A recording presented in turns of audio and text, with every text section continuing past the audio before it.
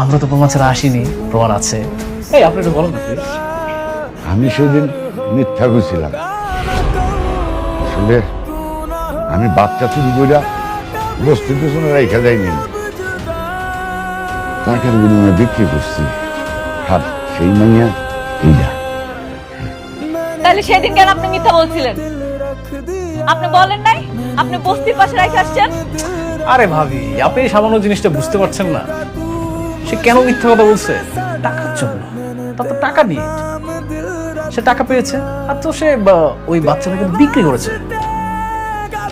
এখন যদি সত্যি কথাটা বলে দিত, তাহলে ওই বাচ্চাটাকে তো আর ফেরত দেওয়া সম্ভব ছিল না, তাই মিথ্যা কথা বলেছে।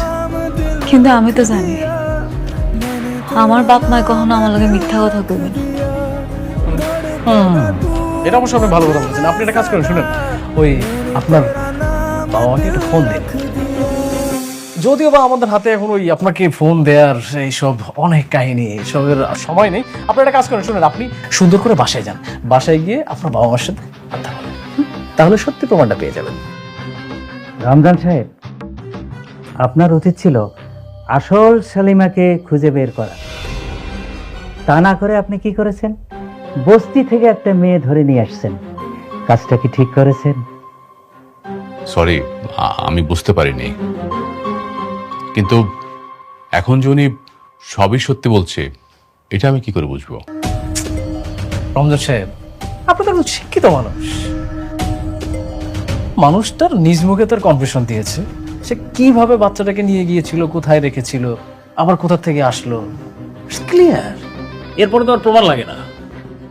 এখন একটা কাজ করুন, শুনেন, যে অরিজিনাল মালিক তাকে তার জায়গা বুঝিয়ে দেওয়া হোক।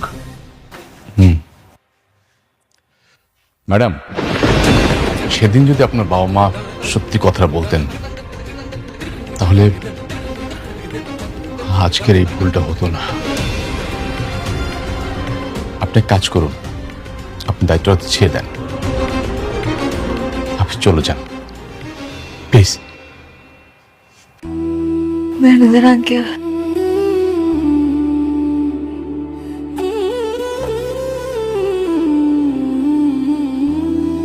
ঠিক আছে, আমি চলে যাইতেছি।